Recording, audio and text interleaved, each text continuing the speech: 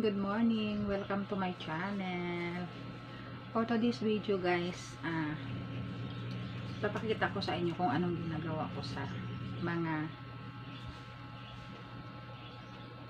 face mask.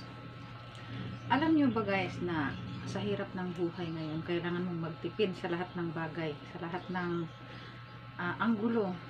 Kailangan mong tipirin, kailangan mong magtipid, kailangan mong makaminus man lang sa gastos, di ba? Kasi alam nyo naman, mataas lahat ng bilihin, mga pangunahing bilihin natin, mga pangunahing pangangailangan natin ay nagsitaasan ang presyo. Kaya nasa sa atin na yun, lalo na sa ating mga asawa na katulad ko, nasa sa atin na yun kung paano natin i-manage ang ating daily lifestyle. Katulad ko na nasa minimum fare lang yung sahod ng asawa ko, so sobra man konti, nandun lahat kinukuha ng gastos, diba? Doon lahat kinukuha ng bayad ng kuryente, wifi, tubig, kung ano-ano pa dyan, pagkain, lahat na yung sa mga estudyante, ganyan, doon lahat kinukuha. Kaya ako gumagawa ko ng paraan na paano ako makatipid. Isa na dito ang pagtitipid ko dito sa face mask. Sa face mask guys, kasi alam mo, hindi naman lingid sa kaalaman nating lahat na galing tayo sa pandemic. Hanggang ngayon, marami pa rin sa ating gumagamit ng mga mask. At isa na rito ang mag-ama ko. Yung daughter ko at saka yung husband ko, palagi silang gumagamit ng mask. Maliban sa akin, ako, bihira na lang ako nagmamas. Kadalasan hindi na talaga ako nagmamas kahit umaalis ako ng bahay. At sana ako nagpupunta, hindi na ako nagmamas. Pero yung daughter ko at saka yung husband ko, palagi silang nakasuot ng mask pag lumalabas ng bahay. Kaya, alam nyo naman, sa hirap ng buhay, kailangan kong magtipid para mairaos ko lahat ng gastusin sa bahay, lahat ng bayarin, mga bills ng tubig, kuryente, wifi, kung ano-ano pa. At mga kautangan pa natin dyan sa tabi-tabi.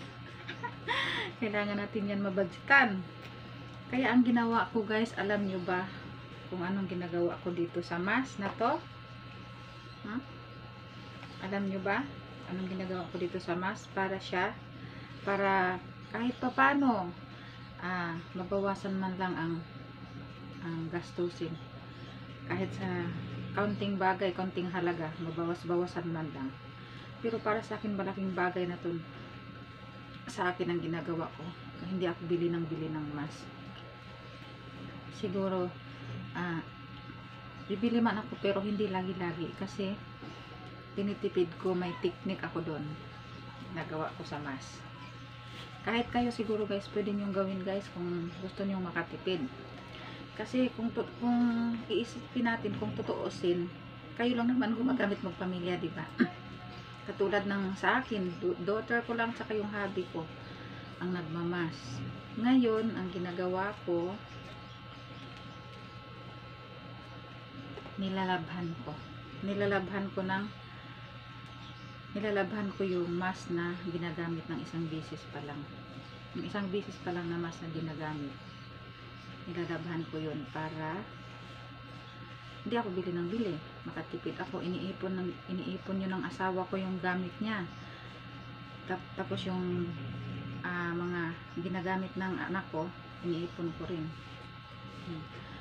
Hindi naman sa nakakadiri o parang nandiri kayo sa ganong Hindi gusto nyo lang talagang makatipid. At saka wag kayong mandiri kung halimbawa nasuot nyo na yung mask, kasi lalabhan naman diba, lalabhan naman. Katulad din lang din yan ang mga suot natin, diba, nilalabhan natin, diba, nilalabhan natin yung mga suot, katulad ng underwear, mga ganon, mga kung ano-anong suot natin sa katawan, diba, nilalabhan natin, sinusuot natin ulit. No, pwede rin yan natin gawin sa ating mask.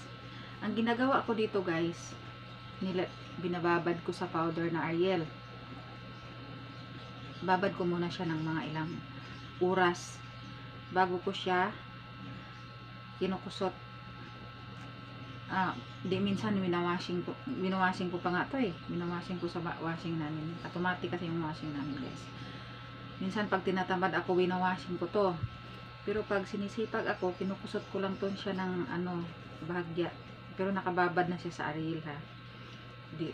Yung mga high power na mga detergent powder katulad ng Breeze, Tide, Ariel, mga ganon ang ginagamit ko dito. Tapos nilalagyan ko ng kunting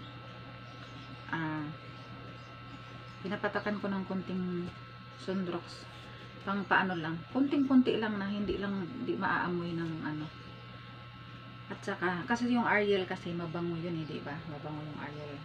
Ang ginagamit ko Ariel with Downy. O di kaya yung Breeze, kasi yung Breeze ang bango din ng Breeze, guys. Tapos sobrang linis ng laban ng Breeze. Kaya yun ang ginagamit ko. Yun din ang gamit ko sa panglaba. Especially sa mga puti. Yun ang ginagamit ko, yung Breeze o di kaya Ariel, Tide. Sa tatlong brand na yan, yun lang talaga ang ko sa mga puti. Ngayon guys, ganito, binababad ko to, no? Binababad ko ng mga ilang oras, binababad ko ng 1 to 1 hour, mahigit, ganun. Tapos, pag sinisipag ako, kinukusot ko to, Tapos, pagkatapos, banlaw, sinasampay ko na. Malinis na siya. Diba, malinis siya, banlawan nyo naman ng maayos. Meron pa! Saka tawag nito. Abot pa na Martes? Martes? Wala kasi akong ibang lagayan eh. Puno pa kasi. Daanan kita bukas.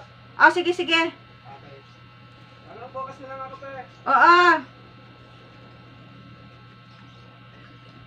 Tapos, sorry guys, may interruption. Tapos ganito na, no, nalabhan mo na, banlawan mo ng maayos, tapos, katapos, sampay mo.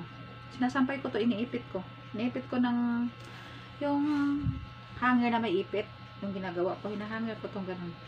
Ginaganyan ko lang guys, ginaganyan ko siya, tapos ko nalabhan, hinahanger kong ganun, ganyan, mabango siya pagkatapos. O diba? Malinis na siya. Kasi parang damit mo siya na nilalabhan eh. Nilalagyan ko pa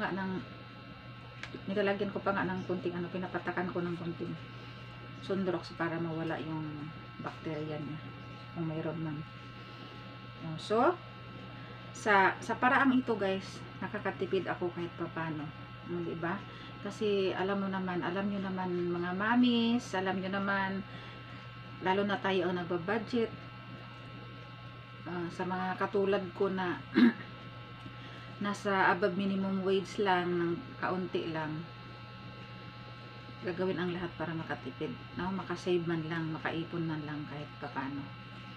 Kaya guys, kung nagustuhan nyo ang video na to, paki-like and share po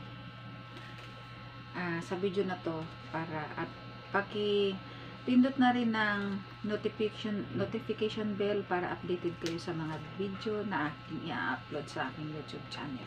Maraming salamat po. Bye bye, love all.